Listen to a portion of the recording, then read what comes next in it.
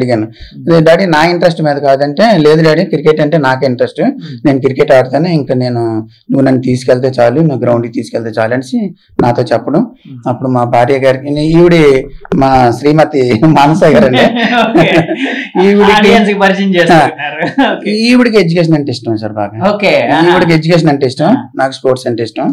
అయితే ఆ టైంలోనే మేము అండర్-14 ఇంకా స్టేట్ సెలెక్ట్ అవుతాడు అన్న టైంలోనే నాకు హిందుస్థాన్ జింక్ నుంచి ఉదయపూర్ ట్రాన్స్ఫర్ అయిందండి.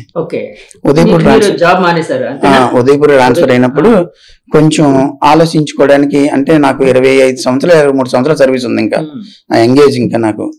అయితే ఆ టైంలో నేను ఉద్యోగం వదలాలా, ఉద్యోగానికి వెళ్ళాలా అని కొంచెం కన్ఫ్యూజన్ అని, ఎవరిని అడిగినా అబ్బాయి నువ్వు ఉద్యోగానికి వెళ్ళిపోతే మంచిది, 25 years అంటే ఇంకా నువ్వు కొత్త జాబ్ లాంటిది కదా, వెళ్ళిపోతే మంచిది అని చెప్తే, అప్పుడు మా భార్య నేను కూర్చొని ఎదురు కూర్చొని ఈవిడిని ఒప్పించాను, నేను ఉద్యోగం రిజైన్ చేసేద్దాం అనుకుంటున్నాను, అబ్బాయిని క్రికెట్ ఆడిస్తాను, నువ్వు ఎడ్యుకేషన్ చదువు కాబట్టి పాపని నువ్వు చదివించుకో, నీకు ఏం కావాలన్నా నేను చూస్తానని చెప్తే, ఈవిడ కూడా మరి మాట ఆడకుండా, అంటే ఈ రోజుల్లో ఎవరు అలా ఒప్పుకోవడం గ్రేట్ అండి. వెంటనే ఉద్యోగం మానేస్తున్నాను, కానీ ఇంకెందుకు మానేస్తావు, నీకు ఉద్యోగం ఉందనే కదా నేను చేసుకున్నాను అని ఒక మాట అని ఉంటే, ఈ రోజు నితీష్ కుమార్ రెడ్డి ఎవరో, ముత్యాల రెడ్డి ఎవరో, మీరెవరో, నేనెవరో ఎవరికి ఈ ప్రపంచానికి తెలియదు సార్.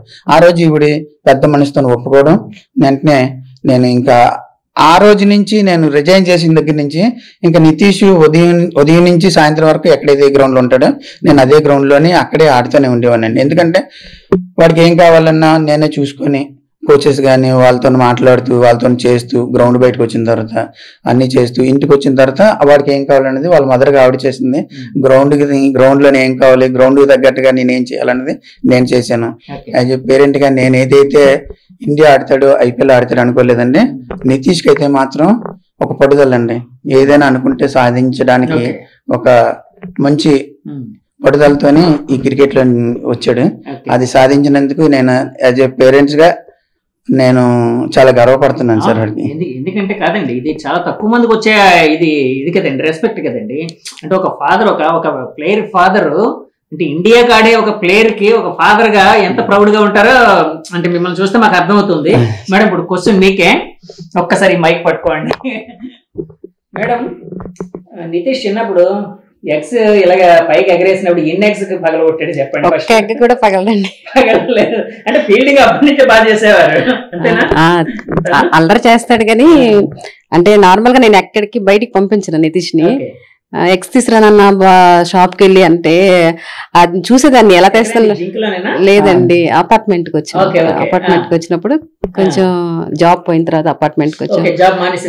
ఫస్ట్ లో జింక్ లో కూడా షాప్ ఉండేదండి, తనకి మాకు కొంచెం దగ్గరలో ఉండేది, పక్కనే ఉండేది. అక్కడికి వెళ్ళినప్పుడు మాకు విండోలో చూస్తే కనిపించేది అనమాట, షాప్ దగ్గర నుంచి రావడం. చూస్తుంటే ఈ 2 చేతుల బాల్స్ ఎగ్స్ పెట్టుకుని ఇలా ఎగరేసుకుంటూ వచ్చేవాడు.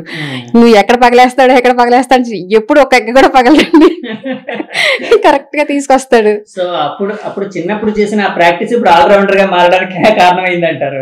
ఏమో చెప్పలేం కదండి అది. నితీష్ ఫస్ట్ బ్యాట్స్మెన్ గా ఉంటూ అండర్-16 లోని ఏదో హిమాచల్ ప్రదేశ్ మీద, అంటే ఏ స్టేట్ నాకు గుర్తులేదు కానీ ఒకే ఇన్నింగ్స్ లో 400 రన్స్ కొట్టాడు అంటే నిజమేనా? మీరు చెప్పింది కరెక్ట్.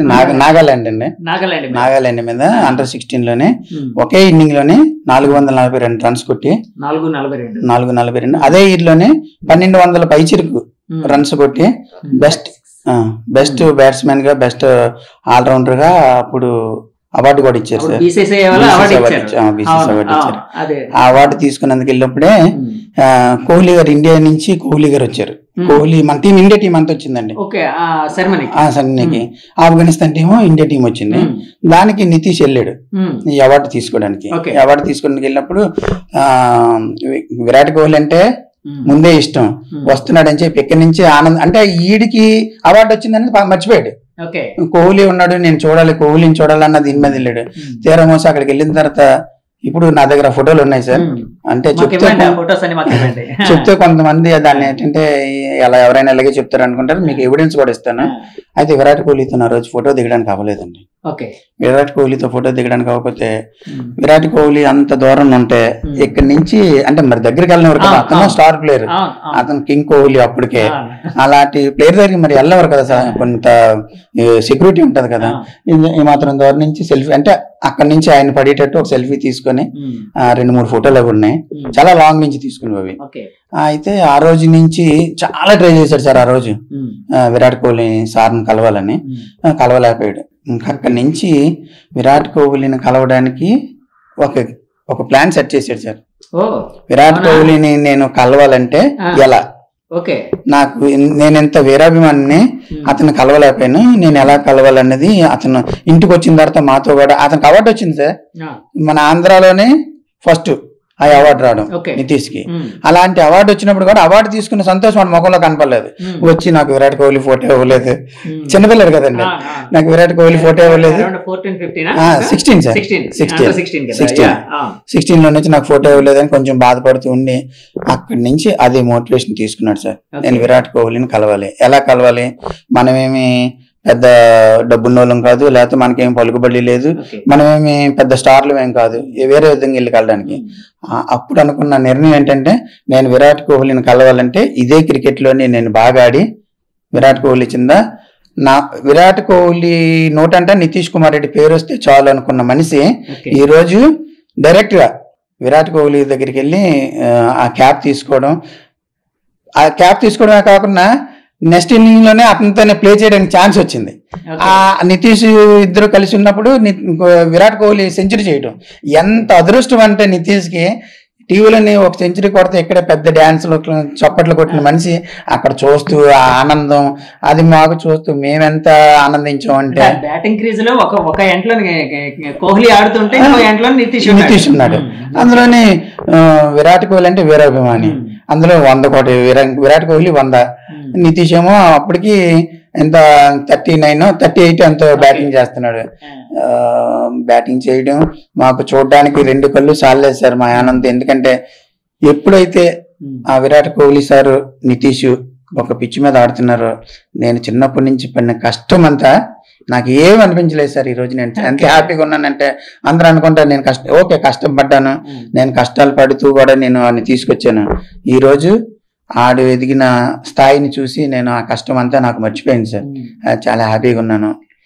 అక్కడ కోహ్లీ సెంచరీ చేసినప్పుడు యువత లైన్ లో ఉన్న నితీష్ బహుశా అదేదో సినిమాలో శృతి హాసన్ మనసులో నాట్యం చేస్తుంది, అలాగే నాట్యం అంటే అక్కడ ఎగిరితే బాగోదని చెప్పి బయటికి కనిపించింది. అదే బయటగా ఉంటే మాత్రం బయట ఎగిరేవాడేమో ఆయన, అట్లా మనసులో ఫుల్ డాన్స్ చేసి ఉంటాడు. యాక్చువల్ గా అంటే తర్వాత మీతో మాట్లాడారు కదండి, ఫోన్ లో మాట్లాడడం కాన్వర్సేషన్స్ అని అయ్యే తర్వాత రావడం జరిగిందండి, ఇన్సిడెంట్ తర్వాత అవ్వలేదు కదా, సో అక్కడే ఉన్నట్టు ఫోన్ లో మాట్లాడినప్పుడు అంటే ఆ మూమెంట్ కోసం కానీ అక్కడ ఉండే అంటే డ్రెస్సింగ్ రూమ్ లో ఎట్లా ఉంటుంది ఏంటి, ఆ ప్లేయర్స్ తో తినే ఇంటరాక్షన్ ఎట్లా ఉంది, ఇలాంటివి ఏం చెప్పాడా అండి, షేర్ చేసుకున్నారా? నితీష్ కి ఒక అడ్వాంటేజ్ ఏంటంటే సీనియర్స్ టీమ్ కి సెలెక్ట్ అవ్వక ముందు ఇండియా ఆస్ట్రేలియాకి వెళ్ళాడు.